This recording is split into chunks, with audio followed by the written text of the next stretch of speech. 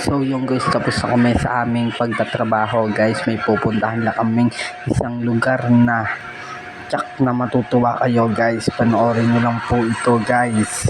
Ayan, paalis na po. Paalis na po kami dyan guys. Ang pupuntahan nga po pala naming artista ay si Alden Richard. Naimbitahan na kami dito bumuhat ng rep guys.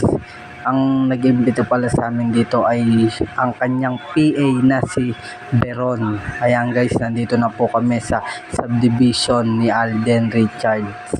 Ayun na po, ayun ang mga kotse ni Alden at ang kanyang bahay guys. Ang laki, sobra guys, ang ganda pa.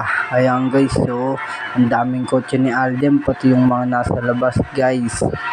Ayan, tamang video lang ako dyan. Pinagbabawalan ako mag-video pero pasimpleng video pa rin ako guys. Ayan ang kotse ni Alden Richard. Hindi ko pinapakita yung mga plaka dyan guys kasi bawal daw. Tamang picture naman sila Boss Rolando at si Kuya O'Neil. Ayan ang bahay ni Alden. Ayan guys, magpapogi ka pa Kuya O'Neil.